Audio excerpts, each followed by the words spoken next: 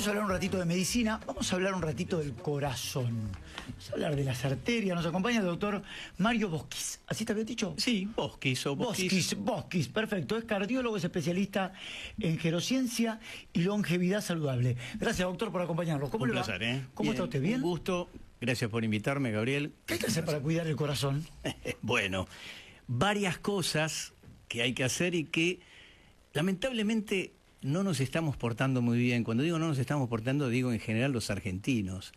Estamos con un problema con el tema de cuidar al corazón. A ver, hoy por hoy las enfermedades cardiovasculares siguen siendo la primera causa de muerte en la Argentina. Ajá. Tenemos casi 100.000 muertes por año, a pesar de los avances extraordinarios que se han hecho, no solo en medicina, especialmente en cardiología, en los últimos 40, 50 años, ¿no? Desde lo que es la revascularización de las arterias, lo que generó el gran doctor Favaloro, ¿no? Con el tema del bypass, la cirugía de bypass. Después vinieron las angioplastias, o sea, destapar las cañerías por medio de los stents. Vinieron las drogas, especialmente drogas como las estatinas, que disminuyen y atacan el colesterol, ¿no? El colesterol malo principalmente, que es el que tapa las arterias. Y así podríamos seguir hablando de, múltiples, hallazgos y descubrimientos de la medicina y de la cardiología, y a pesar de eso todavía tenemos una cantidad importante de eventos cardiovasculares por año, que no solo en Argentina, sino que en el mundo siguen siendo, como decía, la primera causa de muerte prevenible.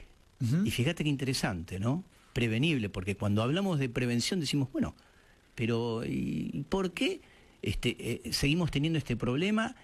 Si lo podríamos llegar a prevenir. Bueno, y acá está el tema, la disyuntiva que nos encontramos hoy, ¿no? Decimos, ¿cómo lo podemos atacar? A ver, y vos empezaste con la primera pregunta, ¿cómo podemos cuidar al corazón? Bueno, primero hay que conocer cuáles son los enemigos del corazón. Y acá viene el gran tema. Por ejemplo, voy a nombrarte uno que lo conoce todo el mundo, la hipertensión arterial. A ver, la gente a veces menosprecia lo que es la hipertensión. Mira, me encontraron un poquito de presión, me dijeron que me cuide con la sal y salga a caminar. Y ahí quedó muchas veces, no me sigo controlando, no me sigo cuidando. Y si tomamos solo a la hipertensión arterial, es lo que se llama el enemigo silencioso o el asesino silencioso. ¿Por qué? Porque hoy el 30% de las muertes cardiovasculares por año son por la hipertensión arterial mal controlada. Y el gran problema, como yo te hablé, ¿no?, de lo que es el enemigo silencioso, es que, la gran mayoría de los hipertensos no tienen ningún tipo de síntoma. Por eso se lo llama silencioso. No hay síntomas. Entonces, esto de que la presión siempre da síntomas es un mito, no siempre da. Entonces, ¿cuál es la mejor forma que tenemos para hacer diagnóstico de hipertensión arterial? Tomarte la presión. Y cuando vamos a ese tema, es tan fácil tomar la presión, por un lado, y tan fácil que a uno le tomen la presión, y uno dice, ¿y por qué esto no sucede? Bueno, esto no sucede, y las estadísticas nos están dando la razón, porque te dicen, mira, la prevalencia de hipertensión arterial en la Argentina, para darte números, o sea, la incidencia, ¿no?, de esta enfermedad, es en los adultos, el 35% de los adultos, arriba de los 18 años, puede tener hipertensión arterial a lo largo de su vida. Y si pasás los 65 años de edad, el 60% puede ser hipertenso. Es muchísimo. ¿Cada cuánto hay que tomarse la presión, doctor? Bueno, buena pregunta. Depende a qué edad. Okay. ¿No? Entonces, vamos a separar las edades. A ver, yo lo que te diría es lo siguiente. Primero, a la edad pediátrica, un pediatra por lo menos a partir de los 3 años debería tomar la presión arterial. ¿Hasta en chicos? Sí, en los chicos. Porque existen causas de hipertensión arterial aún en niños por algún tipo de cardiopatía congénita que puede ser detectada a esa edad. Es poco prevalente. Pero vamos pasando a lo largo de los años. Vamos llegando a los 17, 18 años. Es la edad de la actividad deportiva, es la edad del famoso chequeo, el chequeo preventivo, el decir, che, tengo que hacer o quiero hacer actividad física. El apto físico. El apto físico famoso. Voy al gimnasio o en la escuela hago actividad física o empiezo en el club a hacer deporte. Y ahí sí o sí, te diría, a partir de los 18 años no puede haber nadie que nunca en la vida se haya tomado la presión o que no recuerde tomarse la presión, ¿no? Entonces, ahí tenemos que tomarlo la primera vez. Y después hay una especie de hiato a lo largo de la vida, que decís, mira, entre los 18 y los 40... todos somos inmortales, no nos pasa nada. Entonces, no le damos bolilla. Y nos tomamos la presión cuando, bueno, tenemos una gripe, vamos a la guardia, nos toman la presión. Cuando un amigo aparece con un aparatito y dice, che, a ver, el aparato, ¿no? ¿Cómo funciona esto? A ver cómo funciona esto, ¿me tomás la presión? Bueno, entonces tenés ese hiato, te decía, entre los 18 y los 40, que yo a la gente le digo, mirá, a ver, cada 3, 4 años tomate la presión. Y ten en cuenta lo siguiente. Si tenés un padre o una madre con hipertensión arterial, o sea, si tenés familia con antecedentes de hipertensión, que cuando uno pregunta quién no la tiene, ¿no? Estoy hablando principalmente de padre y madre, mirá, tenés una prevalencia, tenés la posibilidad casi un 40% de haberte ligado ese gen, ¿no? Claro, la lotería, hereditario. y quizás hereditariamente vos sos propenso a hipertensión arterial. Entonces, cada 2, 3 años, tomate la presión. Es importante tener un valor. Son numeritos muy fáciles de conocer. A partir de los 40 ya pasamos a una edad en la cual decimos, mirá, a ver, acá viene el service anual. Acá viene, todos los años tenés que ir a hacerte un service. El service, como haces en el auto, hacételo en vos mismo. Hacete el service, anda al médico, hacete un chequeo de presión, hacete tu análisis de sangre, conocé tus valores, qué colesterol tenés, qué glucemia tenés. Pesate, fíjate si tenés sobrepeso o obesidad, y empezá a mirar ese tipo de cosas, y por lo menos una vez por año, te decía, tomate la presión arterial. Más lo que tengas que hacer, obviamente, a cada edad que uno empieza, cuando empieza a hablar de los chequeos, empiezan a incrementar, y siempre estoy hablando de chequeos en salud. Todavía no estamos hablando de gente que tiene antecedentes pesados en la familia, ¿no? Claro. Tenés un antecedente de padres o hermanos con, por ejemplo, enfermedad coronaria, enfermedad de las cañerías, de joven. Cuando uno dice, mira, por debajo de los 40 años, si tenés un familiar que tuvo un antecedente de enfermedad coronaria, o Dios no quiera, antecedente de muerte súbita, gente que de golpe dice, mira, hay un, no sé, papá falleció joven, etcétera, y no sabemos muy bien por qué. Bueno, son todas cosas que te tienen que llamar la atención y que te tienen que llevar a esa consulta en salud, a esa consulta preventiva, y a favorecer. Hoy en día hablamos mucho de longevidad saludable, ¿no? Y hablamos mucho de, uno le pregunta a la gente, yo le pregunto a los pacientes, ¿vos querés llegar a los 100 años? Y te miran. Y la respuesta de muchos pacientes es, no, doc. ¿Por qué? Porque yo tengo una historia, mira, yo he visto lo que le pasa a mis padres o a mis abuelos cuando se hacen mayores. ¿Y qué les pasa? Bueno, y tienen deterioro, pierden la independencia, o sea, la posibilidad de hacer cosas, pierden el gusto por la vida, después se enferman de cosas feas y después se mueren. Entonces, bueno, decís, ok, perfecto. Entonces, cuidado con todos los que hablan de este tema de quiero llegar a los 100 años, longevidad. A ver, ¿por qué? Porque tenemos que empezar a prevenir desde temprano para evitar eso. Y la segunda pregunta que me haces es, ¿y se puede? Sí, sí, claro que se puede. Vos fijate que hoy, a ver, ¿cuál es, de qué, te diría, bueno, enferma a la gente y fallece? 4 cosas. Enfermedad cardiovascular, primera causa en el mundo. Enfermedades oncológicas. Cáncer, segundo. Tercero, neurodegenerativas. Todos estamos escuchando acerca de Parkinson, de Alzheimer, ¿no? Demencia. Nos asustamos bastante. Y la cuarta, metabólicas. Por ejemplo, una diabetes, ¿no? Importante, no tratada, enfermedades del metabolismo. ¿Y cuáles son, o cuál es la causa común o el factor común en estas 4 grandes grupos de enfermedades crónicas? Porque hoy lo que nos puede liquidar son las enfermedades crónicas. Las agudas las tenemos más o menos bajo control. Es raro morirse de una infección. Tenemos antibióticos, tenemos vacunas. Claro. Entonces el problema son las crónicas. Estas 4, lo que llaman los 4 caballeros del apocalipsis. ¿Tienen un punto común? Sí, la edad. A medida que nos hacemos más viejos, entre comillas, más longevos, más adultos, más sabios, diría alguno, ¿no? Empiezan a aparecer estas enfermedades crónicas. Es muy raro que sucedan en niños, puede suceder, o en jóvenes o adolescentes. Entonces, hoy en día se trata de decir, lo primero que querés o que querrías lograr para tener una longevidad saludable, no más vida, sino más calidad de vida en principio, o sea, calidad de vida sin enfermedad. Entonces, ser más longevo pero sin enfermedad, es atacar estas 4 grandes enfermedades crónicas. Y hoy se puede hacer prevención. Entonces hoy en día existe el ir al médico cuando no tenés síntomas. Y existe a cada edad lo que llamamos un cribaje o un tamizaje determinado. Mirá, ¿tenés tal edad? Bueno, ¿fumaste? Bueno, tenemos que ir al pulmón a mirar, porque podés tener los problemas pulmonares. Tenemos que tomar la presión, tenemos que saber tu colesterol, tu azúcar y tu peso. Fundamental. Y mientras te vamos haciendo todo eso, tenemos que hacer educación. Doctor, quiero volver al principio de la nota y quiero hacer una pregunta. Yo siempre digo que la radio es servicio y a veces damos todo por sentado y por ahí no entendemos un montón de cosas y no tenemos miedo, y tenemos miedo a quedar en ridículo con la pregunta. Pero cuando hablamos de hipertensión, sí. ¿Qué significa la hipertensión y qué diferencia hay entre la presión alta, la presión baja, la hipertensión, o si es lo mismo? Bien, bueno, interesante la pregunta porque muchas veces hay confusión. A ver, la presión la genera el corazón. El corazón es una bomba, ¿no? Entonces es una bomba muscular que bombea sangre.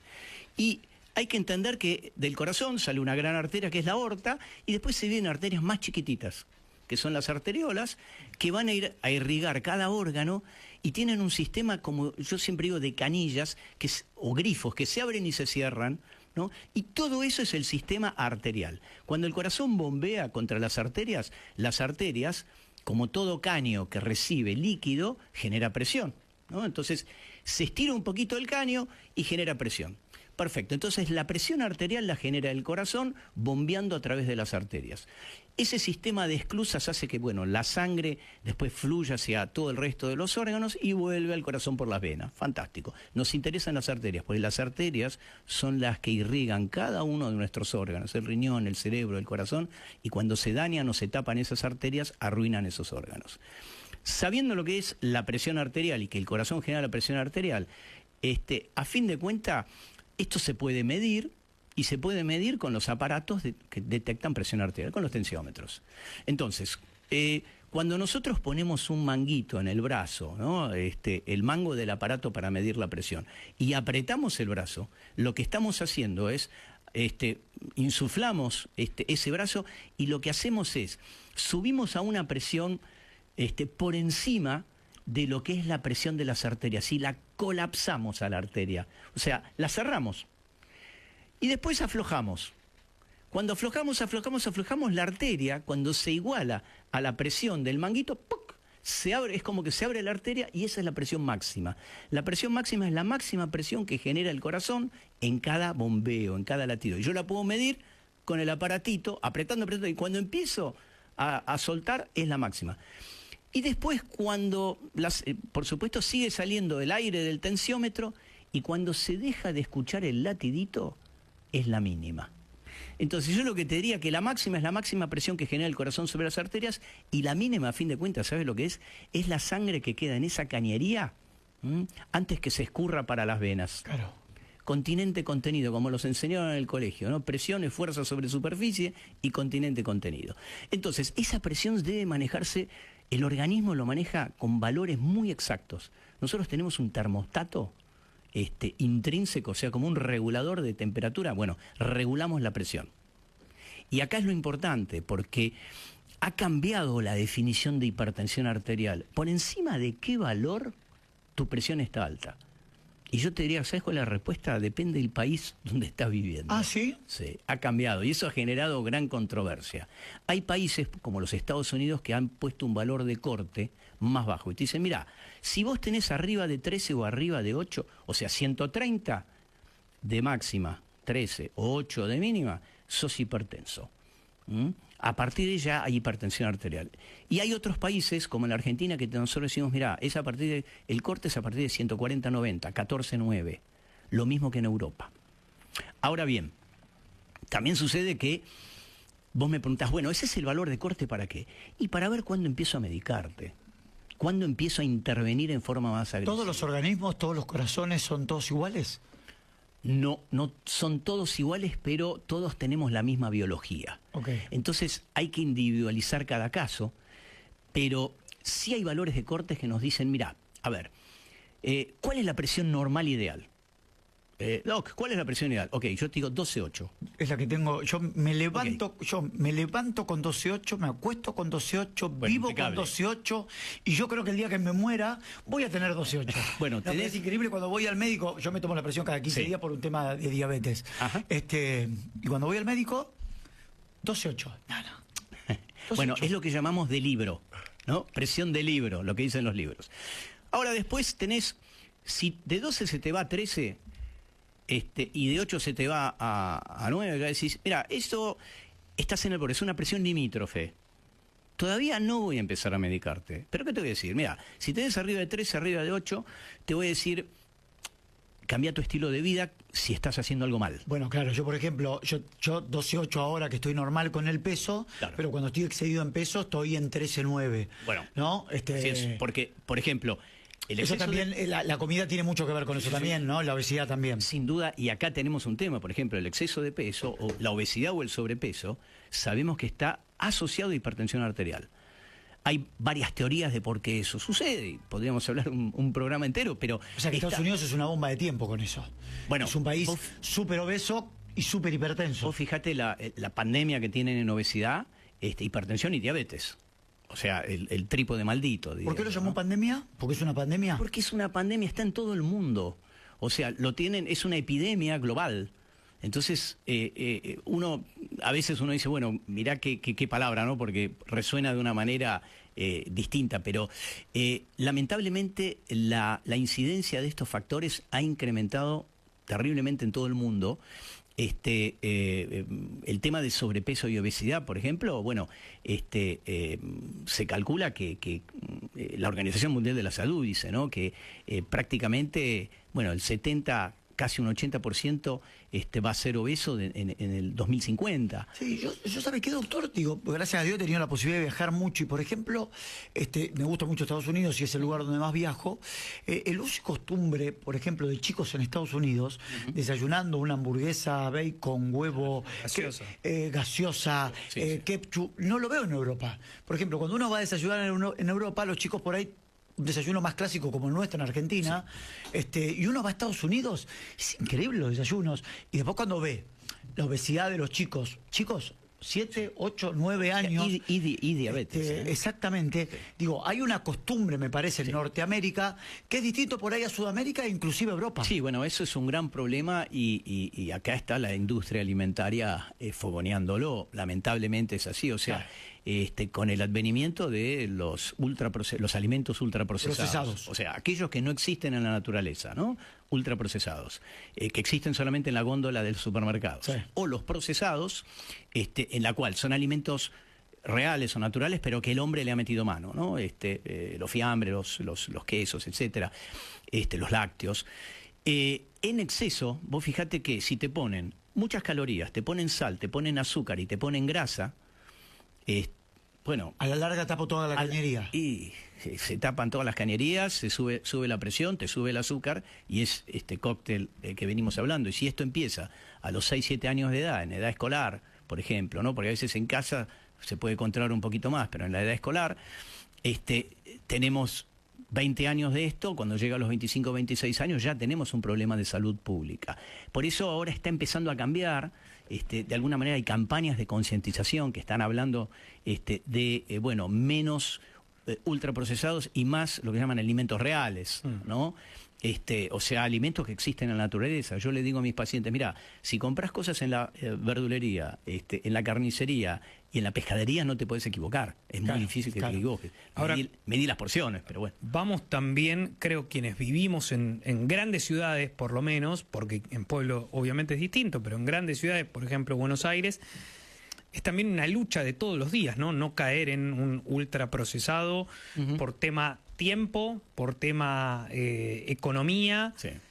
La mezcla, el conjunto de todo te lleva muchas veces a el ultraprocesado. ¿Cómo hacemos para prevenir eso?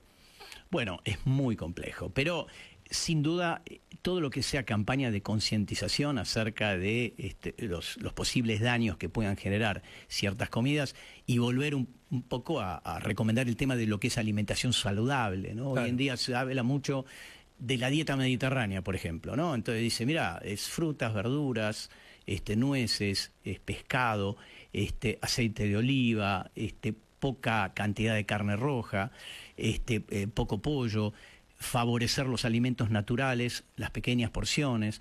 Bueno, todo esto de a poquito va entrando, ¿no? Y uno dice, y yo le digo a mis pacientes, y elige tus batallas. O sea, si querés comer un buen plato de pasta, si querés darte el gusto, si querés ir el fin de semana a comer el asadito, claro, hacelo. Primero preguntale a tu médico y ver si no tenés ningún problema agudo de salud que no te lo permita. Pero bueno. Pero en caso normal. En caso normal, por supuesto. Y cuidarse, quizá un lunes, martes, miércoles. Un tema no menor que viene a esto, por ejemplo, el consumo de sal. El consumo de sal en la Argentina son más o menos, está calculado cerca de 12 gramos de sal por día. La OMS, la Organización Mundial de la Salud, te habla de 5 gramos, ¿no? Y mucho de ese consumo está dado por el tema de la sal oculta en estos alimentos claro, ultraprocesados. Hoy en día existen los octógonos, uno mira, ¿no? Que ayuda bastante.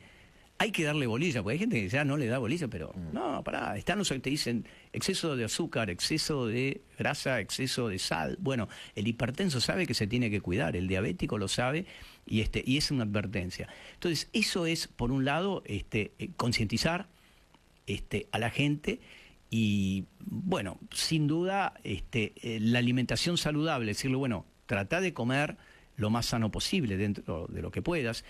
Tenés que trabajar muchas horas a lo largo del día. En algún momento del día, levantate y empezá a caminar, da algunos pasos, movete. Hoy en día hasta hay relojes inteligentes que te dice, te alerta, te modeste, por ejemplo. La cantidad de pasos. Te cuentan la cantidad de pasos. Antes eso no se contaba y son bastante precisos. Entonces vos sabés que si un día hiciste 8.000 pasos, está bastante bien. Por más que no hayas salido a caminar o no hayas ido al gimnasio. Ahora, yo les digo, a ver, 5 veces por semana, 30 minutos, juntás 150 minutos por semana y ya dejás de ser sedentario, que es un factor de riesgo. Y la gente te mira y dice, mirá, fin de semana, a ver, sábado y domingo, hace un poquito de ejercicio. Y después métele 3 veces por semana, yendo a caminar al trabajo, caminando, volviendo, o a lo largo del día, aunque no hagas todo junto, junta esos 30 minutos 3 veces por semana. Cuando empezás a hacer las cuentas, no es tan difícil. Doctor, la aspirineta. ¿Leyenda, fábula o realidad? La aspirineta por día. Yo me acuerdo que mi abuela, mi mamá, mi papá, una aspirineta por día. Mirá, es recomendable, digo, es bueno para prevenir, para la prevención, digo, más allá de que con esto no estoy diciendo no vayan al médico, no se hagan los estudios, pero yo de chico escucho en mi casa una aspirineta por día. Bueno, excelente pregunta. La aspirineta es realmente fabuloso el efecto que genera de protección cardiovascular. ¿Qué hace? ¿Destapa las Mira, es antitrombótico, evita que se formen coagulitos. Lo que hace es que la sangre sea más líquida, así para que la gente entienda. Es lo que se llama un antiagregante plaquetario. No actúa sobre trombos o coágulos como los anticoagulantes más pesados, pero lo que hacen es que la sangre se haga más líquida. Tan importante es que en lo que es prevención secundaria, en todos aquellos que han tenido un infarto, operados del corazón, tenido un problema vascular, ¿no? Le han puesto un stent, es indicación absoluta. Aspirina para todos. Ahora, distinto es el caso, Gabriel, prevención primaria. Persona sana, que quiere seguir siendo sana, que no ha tenido un evento conocido y que no tiene factores de riesgo muy pesados que sean de alto riesgo cardiovascular, no está indicada. Vos fijate. ¿Por qué? Porque cuando se empiezan a hacer los estudios poblacionales, en grandes poblaciones, te dicen, mira, cuidado con la aspirina porque es bárbaro para el corazón, pero puede generar mayor cantidad de sangrado gastrointestinal severo o de accidente cerebrovascular hemorrágico. Lo cual, cuando hacen los estudios, dicen, che, esto es bueno para disminuye la mortalidad. Si te morís menos del corazón, pero podías contrabalancear ese efecto por... En el costo-beneficio... En el costo-beneficio dio neutro. Entonces dijo, señores, cuidado con la famosa aspirineta, o la aspirina, ¿no? Entonces, muy buena la pregunta, porque no es la primera vez que yo tengo pacientes que venían tomando aspirina en prevención primaria durante muchos años y le digo, deje de tomar aspirina. Y te miran diciendo... Sí, salvo que, por supuesto, como vos preguntabas antes, no todos los corazones son iguales. Bueno, todas las personas son distintas. Entonces, cada caso en particular hay que evaluarlo. Pero nunca vayas al kiosco a comprar la aspirina o a la farmacia y decir, empezar a tomar por tu cuenta. ¿El vaso de vino? A mí me pasa, no. Sí. A mí me pasa algo, yo tengo una adicción muy grande a la Coca-Cola con azúcar, por eso de diabetes, obesidad. Ajá. Digo, tomo litros y litros y litros de Coca-Cola con azúcar. Tomate un vaso de vino, que es más sano para el corazón y para las arterias que esa porquería que vos tomás. La copa de vino de cada día. Yo no tomo alcohol. Ahora, para el corazón, para las arterias, ¿es bueno una copita de vino por día? Mirá, se podría... ¿Fábula, leyenda o realidad? Este tema se podría llamar la epopeya del vino. Ajá. Porque hace algunos años, hace unos 20 años atrás, salió un estudio llamado La Paradoja Francesa, donde se veía que población en Francia, en la zona productora de vinos, tenían menor colesterol del malo, mayor longevidad, andaban fenómeno, ¿no? Y decían, esto puede estar relacionado por el vino. Y dentro del vino, principalmente por el vino tinto. Y empezaron los estudios porque el vino puede tener ciertos antioxidantes, como por ejemplo el resveratrol, que actúa a nivel de los vasos sanguíneos y mejoraría la circulación y ayuda a regular los valores de colesterol. Bueno, se armó un revuelo porque entonces decían, bueno, mire, a ver, en el hombre, y hubo hasta indicaciones por ejemplo, el Colegio Americano del Corazón, en el hombre, 2 copas de vino por día, o en la mujer, 1 copa de vino por día, no hace mal. Y fue una indicación. No una indicación que tomes, sino que te decían, si tomás, bueno, hasta ahí podés, ¿no? Y no es que seamos se incentiva, sexistas. No es que se incentiva. Claro, lo digo por el tema de las mujeres dicen, ¿por qué 1 copa las mujeres? Bueno, porque metabolizan en forma distinta el alcohol, entonces es más o menos la dosis. A medida que fue pasando el tiempo, más allá del problema del alcohol, que, bueno, el alcohol sabemos que hay gente que tiene un manejo problemático, un comportamiento problemático con el alcohol, entonces hay que controlarlo y hay que vigilarlo. Eso es una adicción, eso, ¿no? Ya son comportamientos problemáticos, ¿no? Atracones de alcohol, lo que se ve en los adolescentes, etcétera. Pero supongamos una persona que no tiene ningún tipo de, quizá, problema con esta sustancia. El tema es que se vio que, primero, obviamente el alcohol tiene calorías, primer tema. Entonces, si estás en cualquier tipo de dieta para adelgazar, lo primero que te dicen es alcohol, no, suspéndalo, o social, te dicen, en alguna situación social. Segundo, está el tema de que empiezan a haber estudios observacionales que empiezan a pensar y asocian el alcohol a muchas cosas más allá del corazón. Te dicen, mira, hay mayor posibilidad de deterioro cognitivo en aquellos que toman alcohol en forma crónica. Claro. Podría incrementar ciertos problemas oncológicos. Y empiezan a aparecer cosas que te ponen una alerta con respecto al alcohol y decir, mira, el tema de tomar 2 copitas todos los días o 1 copita todos los días como indicación ya no va, ya no es saludable para el corazón. Entonces empieza a aparecer las advertencias y te dicen, cuidado. El alcohol podría ser dañino para la salud. No sabemos quién es quién. No hay ningún test que yo te pueda hacer para decirte a vos no te va a hacer daño. Y esto me hace acordar a lo mismo que pasó al principio con el tabaco, en el cual hasta los médicos recomendaban o decían, yo fumo cigarrillos tanto. No. Había un camello en su momento, claro, que aparecían así, te mostraba el médico. O sea, tiene el mejor sabor. Bueno, después de 20 años dijeron el que fumaba esto está asociado con cáncer de pulmón. Entonces, hoy en día con el alcohol, te diría, tenemos que tener cuidado en la indicación, ninguna dosis es segura, es lo que se dice ahora. Entonces, si usted toma, esta es la recomendación, no se pase de más de las 2 copitas o 1 copita, no tome todos los días. Y nuevamente yo le digo a mis pacientes, bueno, elige tus batallas. Algún día podés, otro día no, pero no lo hagas un hábito. Si queda un ratito más, doctor, que tengo 2 o 3 preguntas más para hacerle. Mario Boschis. Pongo el acento mal. 7 en la República Argentina. Seguimos hablando de corazón, de arterias. Hablamos de varias situaciones, doctor. ¿El estrés nos puede complicar el corazón? Digo, ¿el estrés es una variable también de tener problemas de corazón, de un probable infarto o algo por el estilo? Sí, claro. Lamentablemente es hoy considerado un factor de riesgo cardiovascular tan importante como el colesterol, el azúcar o el hábito de fumar. El estrés es algo que nos toca a todos en mayor o menor grado. Es muy difícil escaparle a lo que es el estrés, y por eso a veces uno también le cuesta definir el estrés, ¿no? ¿Qué es estrés? Quizás lo que a mí me estresa no es lo mismo que te estresa a vos o cualquiera que esté aquí en la mesa. Entonces, alguna vez se ha definido el estrés como un desbalance entre expectativas y realidad. Cada vez que tu expectativa no coincide con tu realidad, te estresás. Claro. Porque es una respuesta innata que nosotros tenemos en nuestro organismo.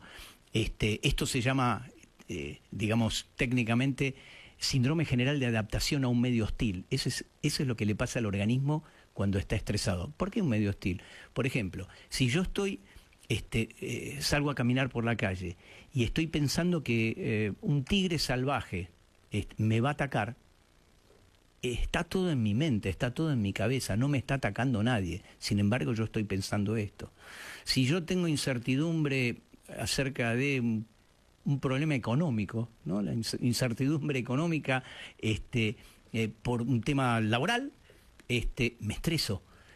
Y sin embargo nadie me está atacando, está todo en mi cabeza. ¿Qué pasa? El organismo no sabe si esta amenaza es real o imaginaria. Nosotros estamos empaquetados en un cuerpo, en el mismo cuerpo que la gente en la edad de piedra, los cavernícolas.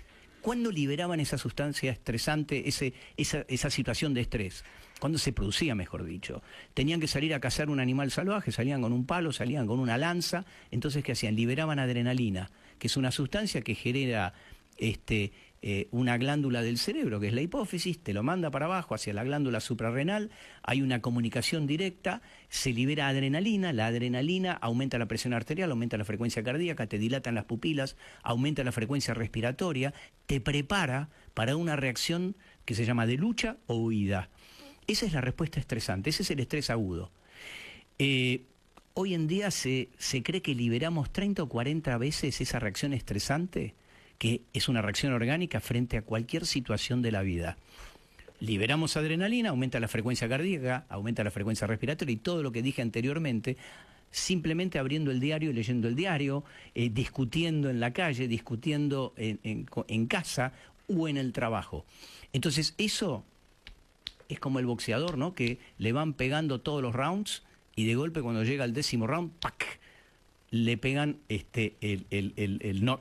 generan el knockout. Ese es el estrés agudo. Después tenés el estrés crónico, el que en todo momento tenés un grado, tu organismo está en estado de alerta, en todo momento. Acá la hormona que se libera no es la adrenalina, es el cortisol, que muchos habrán escuchado, el famoso cortisol, que normalmente es una sustancia muy buena cuando se libera en pequeñas cantidades porque es un antiinflamatorio, se utiliza ante una agresión inmune. Pero liberado crónicamente, también no sube la presión, ataca los vasos sanguíneos, hace la sangre más espesa, altera de alguna manera los valores y controles de presión. Entonces vos fijate cómo todo empieza en la mente, baja al cuerpo y mantenido con el correr del tiempo una respuesta que tendría que ser fisiológica, se transforma en fisiopatológica. Así que sin duda el estrés es un factor de riesgo, ¿verdad? ¿Cómo me doy cuenta si soy propenso a un infarto, por ejemplo? Bueno, lo primero es si hay antecedentes familiares de infarto de miocardio, antecedentes directos, papá o mamá, como dije anteriormente, puede haber una mayor predisposición porque está muy relacionado con el tema de los factores de riesgo, está relacionado, o sea, lo que dijimos anteriormente, ¿no? A ser hipertenso, a ser dislipémico, a ser diabético. Por otra parte, se está viendo que hay asociaciones de genes, o sea, nosotros venimos con una dotación de genes de papá y mamá que pueden hacernos más propensos a ciertas enfermedades. En el caso de la enfermedad coronaria, por ejemplo, que genera el infarto, se llama una predisposición poligénica. No es solo un gen y es muy difícil determinar cuál es, pero existe una predisposición genética. Entonces, por un lado, la genética y esos antecedentes. Y por otra parte, hay que estar atento a los síntomas. ¿Me avisa el cuerpo? ¿Me golpea la puerta y me dice, guarda que viene alguien? La respuesta más sencilla y más rápida es no todas las veces te avisa. De hecho, muchas veces el infarto de miocardio es el primer síntoma de la enfermedad coronaria. Y por eso existen episodios de muerte súbita que uno dice, mira, estaba jugando al tenis, no tenía, o al fútbol, no tenía ningún tipo de síntoma y se cayó fulminado de un infarto. Entonces, muchas veces no te avisa. Otras veces los síntomas avisan con tiempo, que es el famoso dolor de pecho. Salís a caminar por la calle y tenés angina, angor, tenés en la mitad del pecho un dolor opresivo, que generalmente sucede con el esfuerzo, que se puede irradiar o no, se puede irradiar un brazo, al otro brazo, a la espalda, acá al cuello, y que se dé cuando estás parado. Eso te tiene que llamar la atención. El corazón no duele, cuando duele es cuando hay un problema en general. Entonces te llama la atención y tenés que hacer la consulta precoz. Puede ser otra cosa no cardiológica, sí, pero puede ser un síntoma. Otra sintomatología, a veces menos frecuente, pero puede darse, por ejemplo, es falta de aire, lo que llamamos disnea, o sea, realmente una sensación angustiante de falta de aire caminando por la calle que antes no nos pasaba, que decimos, no es que estoy cansado, realmente tengo sed de aire. Y por supuesto en otros casos puede haber palpitaciones, sentir como que el corazón se acelera desproporcionadamente al esfuerzo que yo hice. Todo eso te lleva, o te tendría que llevar una consulta cardiológica, hacerte un electrocardiograma, que es la Biblia para nosotros, el ABC, la foto, por supuesto un buen chequeo clínico, físico, y a partir de ahí empiezan algún tipo de estudios complementarios, ponerte en una cinta, hacerte caminar, a ver si se reproduce el síntoma, ¿no? Eso que vos sentías en la calle, pues a veces estás sentado y decís, mira, ahora no me duele nada, pero cuando camino sí. Hay estudios muy sencillos para hacer, ultrasónicos, una ecografía, se ven las estructuras cardíacas, y a partir de ahí, bueno, se puede hacer prevención, porque hay gente que tiene las cañerías tapadas, por así decirlo, una arteria coronaria tapada, y puede no tener ningún tipo de síntoma. Y es lo que nosotros escuchamos, mirá, se fue a hacer un chequeo cardiológico, un chequeo de rutina, y le pusieron un stent. Claro. Bueno, a veces existe lo que se llama isquemia silente, o sea, trastorno de una arteria o una obstrucción cardíaca que está a punto de hacer que se tape la cañería y que el músculo cardíaco se dañe porque está mal irrigado, y eso se puede detectar a tiempo y te evitas sin duda, bueno. Claro, eso le quería preguntar también, las arterias tapadas. Yo, a mi padre, por ejemplo, hace 5 meses lo operaron de una pierna, empezó con problemas para caminar, en las 2 piernas, una más aguda que la otra. Le hicieron los estudios, creo que 3 o 4 estén en una pierna, claro. Tenía todas las arterias tapadas. Sí. Mucha caminata.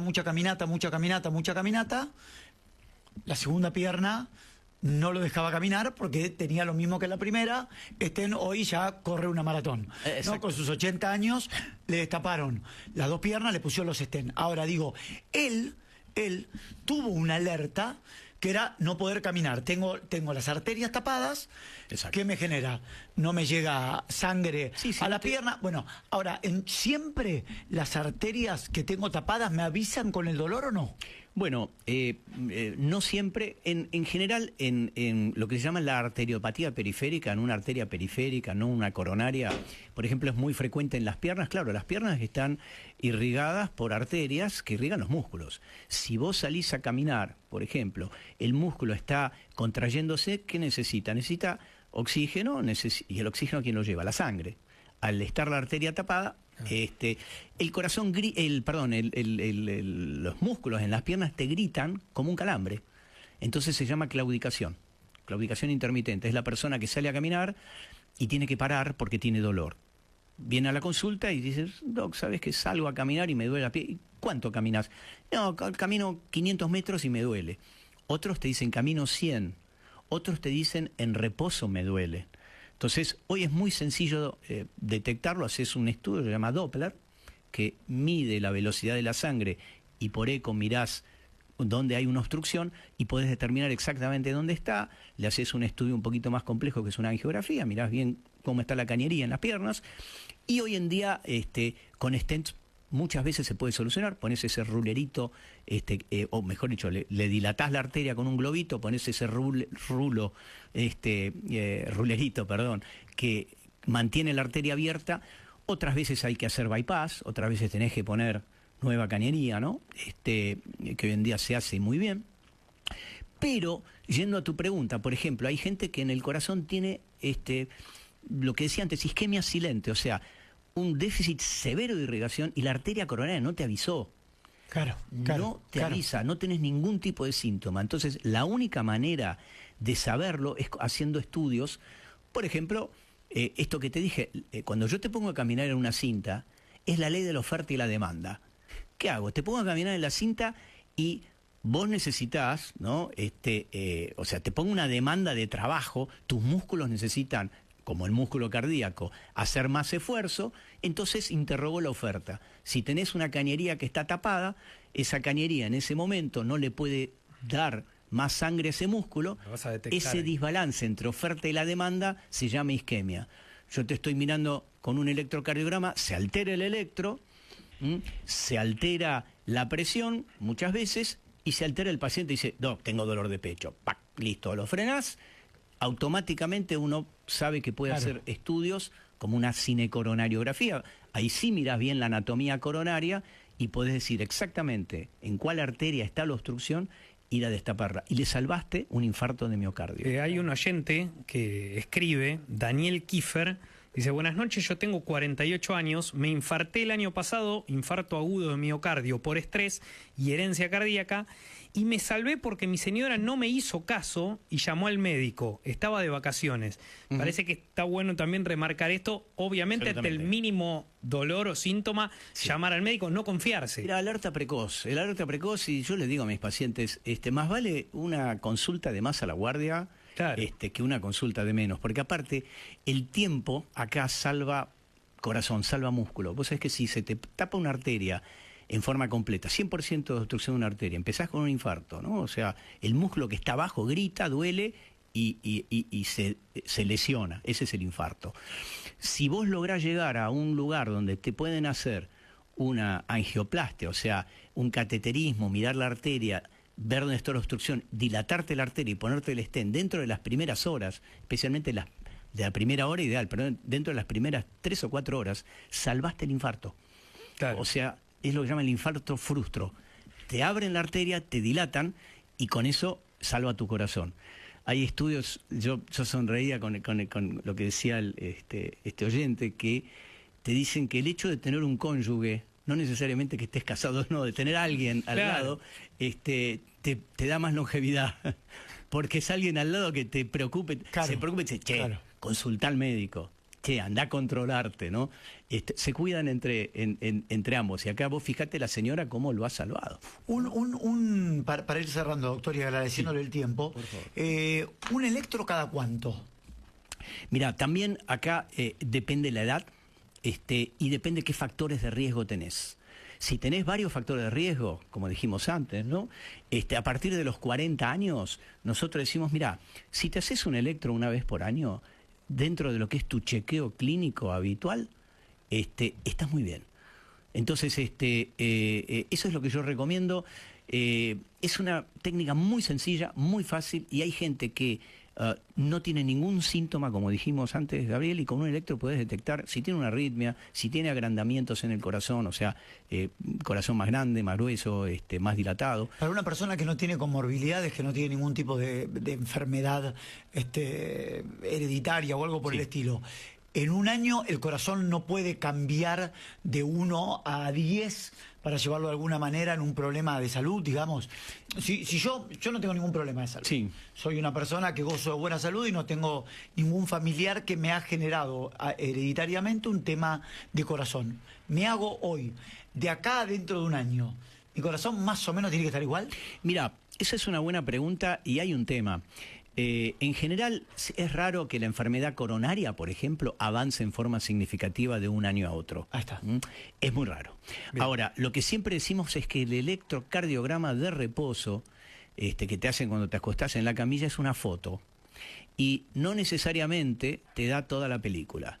Hay gente que tiene un electrocardiograma normal y puede tener una enfermedad por detrás, quizás no detectada. Es raro. Lo ideal es el holter, 24 horas. No, lo ideal, lo que nosotros hacemos es el estresarte, el estrés físico. O sea, muchas veces si vienen al chequeo a decir, mira, estoy haciendo actividad física o quiero empezar a hacer actividad física o quiero hacerme un chequeo, muchas veces te hacemos el electro, te hacemos un laboratorio completo, análisis de sangre completo, una buena, obviamente, revisación clínica, tomamos la presión, etcétera. Y a veces te decimos, mira, te voy a hacer subir a la cinta o a la bicicleta y te voy a hacer un esfuerzo. ¿Por qué? Porque quiero ver si... Una especie de electro de fuerza. El electro de fuerza, porque esa te da una película más completa. Por lo que dije antes, ¿no? La ley de la oferta y la demanda. Claro. Vamos a ver si aparte, si en reposo está todo muy bien y todos estamos bárbaros. Pero si te pongo a caminar, claro, ¿no? Es como el mecánico, uno que va al auto, lleva el auto al mecánico y dice, che, hay un ruidito. Y el tipo prende el motor y dice, pero no, yo no escucho nada. Y te dice, bueno, a ver, vamos a salir a la ruta, y sale con vos al lado y escucha. Dice, mira, ahí lo está haciendo el ruidito. Acá aparece el ruidito. Claro. Es un poco lo mismo, ¿no? Entonces, hay que afinar bien el ojo, no todos se lo tienen que hacer, pero acá está el médico que tiene que ir a investigar si estás en riesgo, si tenés un riesgo incrementado por todos estos factores que te dije, va a interrogarte muy bien, va a hablar de tu alimentación, de tu estilo de vida, te va a preguntar sobre eso, te va a preguntar muchas cosas, va a preguntarte sobre tus antecedentes familiares, va a ver tus análisis de sangre, va a ver qué presión tenés y ahí puede recomendar, decir, mira, más allá de este electro, yo prefiero completarte este chequeo con alguna otra cosa, ¿no? Doctor, la última, y le agradezco el tiempo. Sí. Argentina es un país que está preparado, a ver, más allá de lo que ha generado el doctor Favaloro con el bypass coronario, digo, que es mundialmente conocido por Favaloro, vimos yo recuerdo también cuando era pibe que hay que operarte de tal cosa, andás a los Estados Unidos. Hay que operarte de tal otra y andate a Escocia. Hay que operarte de tal otra y andate a Australia. Argentina es un país que tenemos buenos médicos, buenas clínicas y buena observación a la hora de cuidar el corazón y las arterias. Sin duda. A ver, sin duda, somos un país experto en esta materia, digamos. Hay una excelente, hablando de lo que es cardiología, que es lo que me estás preguntando específicamente, hay centros de alta complejidad en todo el país, a lo largo de todo el país, que tienen medicina de primer nivel y que pueden actuar rápidamente frente a este tipo de problemas, ¿no? Tienen alta complejidad y pueden actuar. Hospitales municipales, hospitales nacionales, hospitales, digamos, de pequeños, hasta pequeñas clínicas a lo largo y ancho de todo el país lo pueden hacer. Sin duda, lo que tenemos que bregar un poco es por el acceso de alguna manera equitativo para toda la población. Todos tendrían que poder acceder a este tipo de tecnologías. Claro. Y esa es la gran lucha, ¿no? ¿Se muere mucha gente en la Argentina por infartos? Bueno, hay un número más o menos 100.000 personas por año de enfermedad cardiovascular y quizás 60, 70.000 es por un infarto de miocardio. No hay estadísticas muy precisas que pueden medirlo. La gran mayoría de los infartos, te diría, suceden fuera del hospital, fuera del sanatorio, no llegan, lejos de un médico, no llegan. El infarto tiene una mortalidad elevada fuera en las primeras 24 horas fuera del sanatorio, del hospital. Por eso es tan importante, y acá te agradezco la pregunta porque me das la oportunidad de hablar de lo que es enseñar a la población las maniobras y las técnicas de resucitación. RCP. Es fundamental. Es fundamental porque hasta que llega la ambulancia, hasta que llega el médico, estás en tu casa, tenés un problema con un familiar, ¿no? El RCP salva la vida. El RCP puede salvar vidas. En la calle. En la calle, ¿no? RCP más el uso ahora, hace muy poco se promulgó la ley, ¿no? La ley nacional, ¿no? Sobre lo que es RCP, el uso de los desfibriladores eléctricos automáticos, electrónicos automáticos. Bueno, en los eventos masivos ya están obligados. Sí, en estadios. Sí. De hecho, aquel lugar que creo que más de 1.000 personas, circulan más de 1.000 personas en un shopping, en un estadio, ¿no? En un gimnasio, estás obligado a tener un DEA, un desfibrilador eléctrico autónomo que sensa inteligentemente si tenés un infarto de miocardio, si tenés una arritmia letal, ¡pac!, te desfibrila, o sea, te da un choque eléctrico y te ayuda a restablecer el ritmo normal y bueno, resucita, por así decirlo. Así que la importancia de que la gente acceda a las maniobras que cerca de tu casa tengas un desfibrilador. Yo lo que digo es, a ver, uno que vive en un edificio, en el consorcio, tendría que tener un DEA, uno de esos aparatos. Y bueno, y que alguien sepa cómo utilizarlo, cómo manipularlo, ¿no? Es muy fácil porque es totalmente, digamos, automático, te da las instrucciones, te dice exactamente qué tenés que hacer, se apoyan las paletas y dispara solo. Entonces, todo este tipo de cosas sin duda salvan vidas. ¿Lo aconseja que lo puede tener en la casa que lo tenga? No en la casa. No en la casa. No en la casa. Esto tendría que ser algo que sea de fácil acceso. Tendría que estar en bares, ¿no? O sea, en bares, restaurantes, en clubes de barrio. En clubes de barrio. De hecho, claro, lo hay por la ley. Pero tendría que ser, digamos, más difundido aún, okay, su utilización y nunca estar a más de 5 minutos. De un desfibrilador. ¿Qué diferencia, la última técnica? Sí. Yo le vengo diciendo la última, le vengo vendiendo hace rato. ¿Qué diferencia hay entre un infarto y un preinfarto? Bueno, digamos que ¿qué diferencia hay entre diabetes o prediabetes? O entre estoy entrando a... claro, me están avisando. Claro, a ver, sí. A ver, un infarto es un infarto. Cuando se te tapa una arteria en el corazón, se tapa 100%, el músculo grita, va una cicatriz, va una necrosis. Eso es un infarto de miocardio. Un preinfarto podría ser cuando tenés la arteria 80-90% tapada, o sea, una arteria tapada en forma severa y te está avisando, okay, ¿no? Se llama angina inestable. Es esa persona que tiene un electro anormal, que tiene dolor de pecho, que todavía no terminó de tapar la arteria, pero que está ahí. ¿Qué es la angina de pecho? La angina de pecho fue descrita hace 200 años, es angor. Angina se llama constricción. Es como la angina de la garganta, se me constriñe la garganta y me duele, bueno, se me constriñe el pecho. Por eso se llama angor. Es un término médico que dice dolor precordial, ¿no? Los médicos cuando viene el paciente me duele el pecho, decimos eso es angor. Pero la angina de pecho. La angina de pecho se produce en general por una arteria coronaria que está tapada y que el músculo que está mal irrigado grita con dolor. ¿Me puede llevar a la muerte? Eso sí. Por supuesto, porque eso puede llevar a un infarto de miocardio y el infarto de miocardio puede ser una causa de muerte súbita.